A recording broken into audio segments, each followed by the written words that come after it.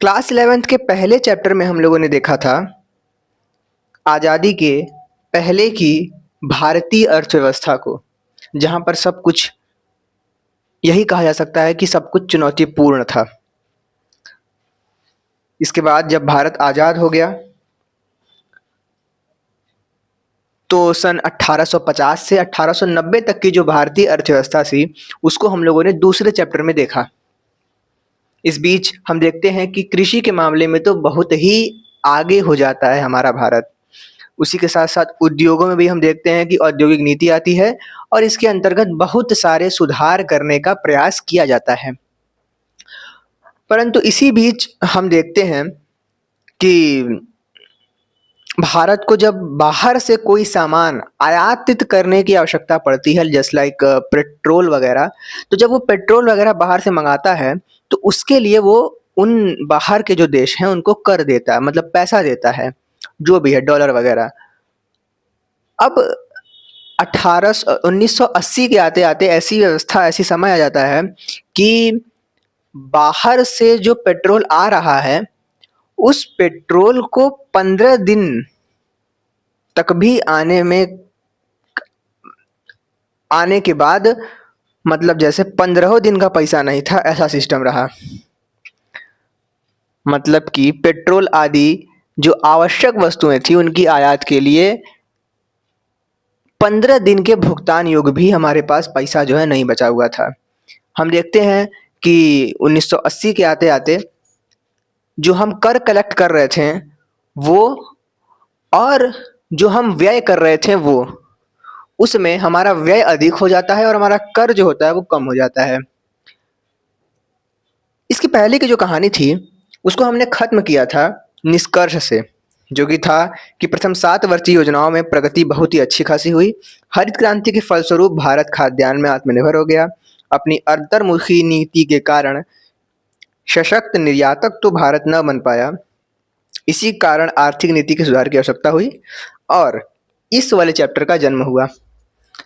आज के चैप्टर में हम लोग देखते हैं सन 1991 की कहानी, जिसमें कि हम लोग देखते हैं वैश्वीकरण, निजीकरण और उदारीकरण। आज की क्लास में हम लोग केवल उदारीकरण देखेंगे और निजीकरण और वैश्वीकरण हम लोग देखेंगे दूसरी क्लास में। सबसे पहले देखते हैं इंट्रो। आज का इंट्रो ये है कि स्वतंत्रता के बाद भारत ने मिश्रित अर्थव्यवस्था को अपनाया, पूंजीवादी और समाजवादी। मतलब कि समाजवादी का अर्थ है कि हर चीज पर सरकार का कंट्रोल रहेगा और पूंजीवादी का अर्थ है कि सब कुछ प्राइवेट सेक्टर रहेगा। और भारत ने दोनों ही अपनाया, प्राइवेट सेक्टर भी रहेगा और गवर्नमेंट जो गवर्नमेंट सेक्टर है वो भी रहेगा, है ना। हम देखते हैं कि भारत खाद्यान्न में तो निर्भर हो चुका था, परंतु 1991 में भारत को विदेशी ऋण का सामना करना पड़ा। विदेशी ऋण का सामना करना पड़ा।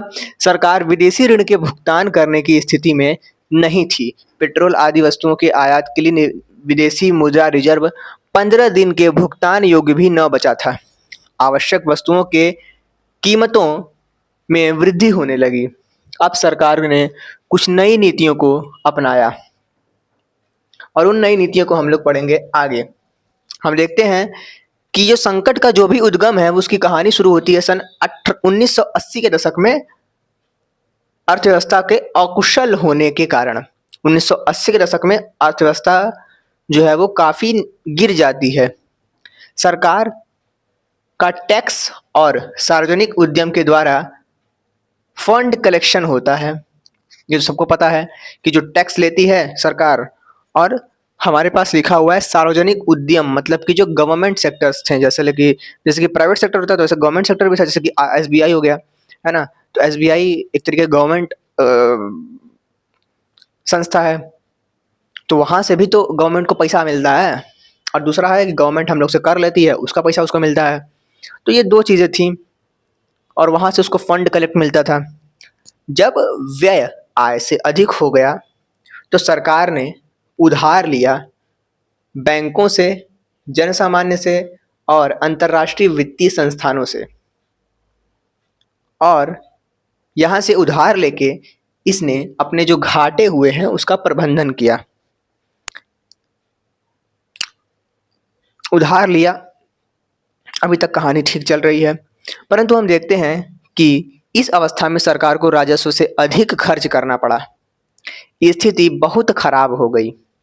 1980 के दशक के अंत तक व्यय राजस्व से भी अधिक हो गया। ये बहुत इंपॉर्टेंट टर्म है कि 1980 के दशक के अंत तक व्यय जो है वो राजस्व से भी अधिक हो गया।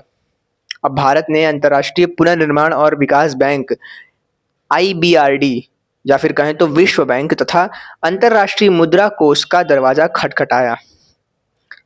$7 बिलियन का ऋण मिला, परंतु कुछ शर्तों के साथ, और वही शर्त हमारे साथ अभी तक जुड़े हुए हैं।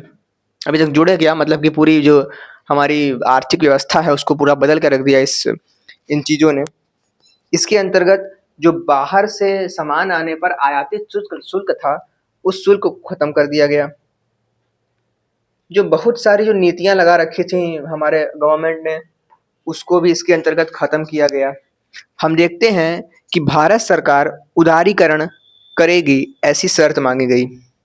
इस शर्त के अंतर्गत निजी क्षेत्र पर लगे प्रतिबंध को हटाया जाएगा, अनेक क्षेत्रों पर सरकारी हस्तक्षेप कम होगा और विदेशी व्यापार प्रतिबंध को भी हटाया जाएगा। भारत ने शर्तें मानकर नई आर्थिक नीति की घोषणा की। इन नीतियों को 2 उप समूहों में विभाजित किया जा सकता है: स्थायित्वकरण स्थायित्वकारी उपाय और संरचनात्मक सुधार के उपाय। स्थायित्वकारी मतलब कि जो स्थायी बनाए, जो हमारी जो आर्थिक व्यवस्था है उसको स्थायी बनाए, यानी कि स्थायी बनाने का अर्थ ही हम देख सकते हैं कि ये एक अल्पकालिक उपाय था। इसका एम था, इसका जो उद्देश्य था वो था भुगतान संतुलन और जो महंगाई है उसका नियंत्रण करना, पर्याप्त विदेशी मुद्रा भंडार रखना, ये भी इसका एक उद्देश्य था। तो हमने देखा स्थायित्वकारी उपाय को और हम देखते हैं संरचनात्मक सुधार को। ये संरचनात्मक सुधार जो था, क्योंकि ये पूरी संरचना में सुधार करना था, इसलिए ये उपाय एक दीर्घकालिक उपाय था जिसका उद्देश्य था भारत की अर्थव्यवस्था को कुशलता को सुधारना और अंतर्राष्ट्रीय स्पर्धा जो क्षमता है उसको बढ़ाना। मतलब हम सीधे सीधे कह सकते हैं कि आर्थिक रूप से विकास, पूर्ण विकास हम कह सकते हैं। इसके बाद इस दृष्टि से सरकार ने अनेक नीतियां आरंभ की। इनके 3 उपवर्ग हैं: उदारीकरण, वैश्वीकरण, निजीकरण। अब चलो भाई फटाक से जो हमने पढ़ा उसको रिवीजन करते हैं। हम देखते हैं कि 1980 के दशक के बाद बहुत सारी जो सिस्टम है उसमें बहुत सारी खराबी होने लगती है। 1950 के बाद थोड़ी कहानी आगे बढ़ती है खाद्यान्न वगैरह में, परंतु अगर व्यावसायिक क्षेत्रों की बात की जाए तो यहाँ पर बहुत दिक्कत होता है। हम देखते हैं कि जो राजस्व वगैरह है वो सरकार को कम मिलने लगता है। उसके अलावा उन्होंने जो 3 नीति निकाल रखी थी प्रतिबंध वगैरह की, प्रथम वर्ग, द्वितीय वर्ग, तृतीय वर्ग करके, वो सब भी बड़ा दिक्कत हुआ। उसके अलावा इन लोगों की नीति थी कि भैया बाहर से कोई सामान आएगा तो टैरिफ लगाएंगे, तो टैरिफ भी बड़ा दिक्कत हो गया। ये सब कहानी जो था इसने भारत की जो अर्थव्यवस्था है उसको बहुत ही कमजोर कर दिया। कमजोर कर दिया मतलब कि जो राजस्व था वो व्यय से कम हो गया। हमारा व्यय बहुत ज्यादा हो गया, राजस्व कम हो गया। सुधार की आवश्यकता हुई और सन 1991 में नई आर्थिक नीति आई। नई आर्थिक नीति जो है उसके अंतर्गत 3 प्रावधान रखे गए या फिर 3 उपाय रखे गए। वो थे उदारीकरण, वैश्वीकरण, निजीकरण। सबसे पहले हम देखते हैं उदारीकरण। उदारीकरण का अर्थ है प्रतिबंध को हटा देना। जो भी प्रतिबंध हटा दो, उदार कर दो एकदम। देखते हैं भैया प्रतिबंधों को दूर करना। वैसे तो कुछ उदारवादी नीतियां 1980 के दशक में ही आई थी, परंतु 1991 के आरंभ में सुधारवादी नीतियां अधिक व्यापक थीं। सबसे पहले हम लोग देखेंगे औद्योगिक क्षेत्र में। अच्छा, जो सुधार किए गए वो कहाँ किए गए? तो औद्योगिक क्षेत्र में किए गए, वित्तीय क्षेत्र में किए गए, कर व्यवस्था में सुधार किया गया, विदेशी विनिमय में सुधार किया गया, व्यापार और निवेश नीति में सुधार किया गया। सबसे पहले हम लोग देखेंगे औद्योगिक क्षेत्र का विनियमीकरण। औद्योगिक नीति 1956 के अंतर्गत औद्योगिक क्षेत्र के लिए बहुत सारे नियम प्रतिबंध थे। जैसे कि हम देख सकते हैं प्रथम वर्ग, द्वितीय वर्ग, तृतीय वर्ग। इसमें यह भी कहा गया था कि लघु उद्योग जो हैं वो लोग इस पर्टिकुलर चीज को बनाएंगे और जो बड़ी कंपनियां हैं या फिर जो निजी प्राइवेट कंपनीज हैं वो उस सामान को नहीं बनाएंगी। ई कौन सिस्टम हुआ? तो इस सब सिस्टम को हटाया गया। इसके अंतर्गत। और जो ऐसी थी कि मतलब निजी कंपनियों को लाइसेंस बनवाना पड़ेगा, तहाई कराना पड़ेगा, तहाउ कराना पड़ेगा, उत्पादन बढ़ाने के लिए लाइसेंस बनाना पड़ेगा, तो उत्पादन अगर रोकना है तो उसके लिए लाइसेंस बनाना पड़ेगा। तो लाइसेंस व्यवस्था को खत्म किया गया। लाइसेंस व्यवस्था बस कुछ ही चीज़ों में रखी गई, जैसे कि सिगरेट वगैरह हो गया, दारू वगैरह हो गया, इस सब का उद्योग आपको करना है तो आपको लाइसेंस रखना पड़ेगा। इसके बाद अगर हम बात करें तो हम लोग फिर सब देख लेते हैं क्या क्या है। इसमें उन्होंने लिखा है कि 1951 के अंतर्गत विभिन्न प्रतिबंधों को समाप्त कर दिया गया। अल्कोहल, सिगरेट, जोखिम भरे रसायनों, औद्योगिक विस्फोटों, इलेक्ट्रॉनिक विमानन, इन 5 को छोड़कर अन्य उद्योगों में लाइसेंस व्यवस्था समाप्त कर दिया गया। सार्वजनिक क्षेत्र के अंतर्गत परमाणु ऊर्जा उत्पादन और रेल परिवहन ही बचे। मतलब कि जो सरकारी जो चीज़ें थी, पहले तो सरकारी सब कुछ था, परंतु अब सरकार के अंतर्गत खाली बस रेलवे बचा और परमाणु ऊर्जा उत्पादन जो है वो बचा। लघु उद्योगों का आरक्षण समाप्त हो गया। जैसे कि मैंने बताया कि लघु उद्योगों को कहा गया था कि भैया तुम ये पर्टिकुलर चीज़ बनाओगे तुम ही, उनको आरक्षण था, परंतु आरक्षण ये समाप्त कर दिया गया, है ना। फिर वित्तीय क्षेत्र में क्या सुधार किए गए? वित्तीय क्षेत्र के अंतर्गत जो रिजर्व बैंक था, रिजर्व बैंक के पास संपूर्ण शक्तियां थी, वो सब कुछ नियंत्रित करती थी। सरकार ने कहा कि अब तुम नियंत्रण तुम्हारा हट जाएगा, अब तुम केवल इसकी सहायता करोगी, है ना, नियंत्रित नहीं करोगी। इसका परिणाम स्वरूप ये हुआ कि बाहर के बैंक भी यहाँ पर आने लगे। हम देख सकते हैं कि बहुत सारे बैंक इसके बाद अपना इन्होंने बैंक खोलना शुरू कर दिया। पहले क्या था, पहले बैंक नहीं खोल सकते थे, पहले आप परमिशन लेंगे, ये लेंगे, वो लेंगे, तब जाकर बैंक खुलेगा। अब क्या हुआ, 1908 में हम देखते हैं बैंक ऑफ बड़ौदा वगैरह खुलता है ना। अरे 2008 में, मतलब 1908 में नहीं, 2008 में तो बैंक ऑफ बड़ौदा वगैरह खुला। इसी के बाद हम देखते हैं कि भैया मतलब भारत में वित्तीय क्षेत्र का नियमन रिजर्व बैंक का दायित्व है। यही तय करता है कि कोई बैंक अपने पास कितनी मुद्रा जमा रख सकता है, यही ब्याज की दरों को नियत रखता है। आर्थिक सुधार के अंतर्गत इसे वित्तीय क्षेत्र में नियंत्रक से हटाकर सहायक बनाया गया। अब विदेशी बैंक भी भारत में आ सकते थे। विदेशी निवेश संस्थानों, म्यूचुअल फंड आदि को भी अब वित्तीय बाजार में निवेश की अनुमति मिल गई। ये जो लाइन है, ये 2 लाइन, ये लाइन हम लोग जब एडवांस से पढ़ेंगे तभी समझ में आएगा। इसको बस ऐसे ही पढ़ लो कि ऐसा कुछ था। कर व्यवस्था में सुधार किया गया, जिसको कि हम लोग राजकोषीय नीतियां कहते हैं। कर 2 प्रकार के होते हैं, प्रत्यक्ष व अप्रत्यक्ष कर, और अप्रत्यक्ष और प्रत्यक्ष कर दोनों में ही हर संभव कमी लाने का प्रयास किया गया।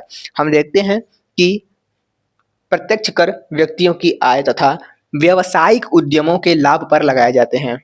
इन करों को कम किया गया। वस्तुओं सेवाओं पर लगे कर, जिनको कि अप्रत्यक्ष कर कहते हैं, उनको भी कम किया गया। विदेशी विनिमय सुधार क्या क्या हुआ? विदेशी विनिमय सुधार के अंतर्गत अन्य देशों की तुलना में रुपए का जो है अवमूल्यन किया गया। इससे विदेशी मुद्रा का आगमन बढ़ गया। हम देखते हैं कि इसके अंतर्गत विदेशी विनिमय सुधार के अंतर्गत ये किया गया कि रुपए की जो वैल्यू उसको घटा दिया गया। इससे रुपए की वैल्यू घटाने से और जो बाहर के लोग हैं वो और ज़्यादा आना शुरू हो गए हैं और सिस्टम बन गया हम लोग का। व्यापार और निवेश नीति सुधार। व्यापार और निवेश व्यवस्था का उदारीकरण हुआ। आयात निर्यात पर लगे प्रतिबंध समाप्त किए गए, जैसा कि टैरिफ वगैरह था, समाप्त किया गया।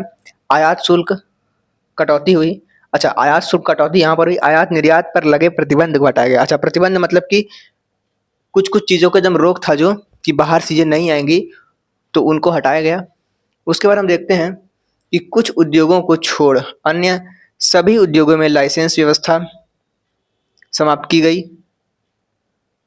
2001 से कृषि पदार्थों और औद्योगिक उपभोक्ता पदार्थों, जैसे कि मशीनरी हो गया, कच्चे सामान हो गए, वो सब में आयात भी मात्रात्मक प्रतिबंधों से मुक्त कर दिए गए। निर्यात शुल्क भी समाप्त कर दिया गया। तो ये तो हो गया हमारा नोट्स, स्क्रीनशॉट लेना आपका काम हो जाएगा।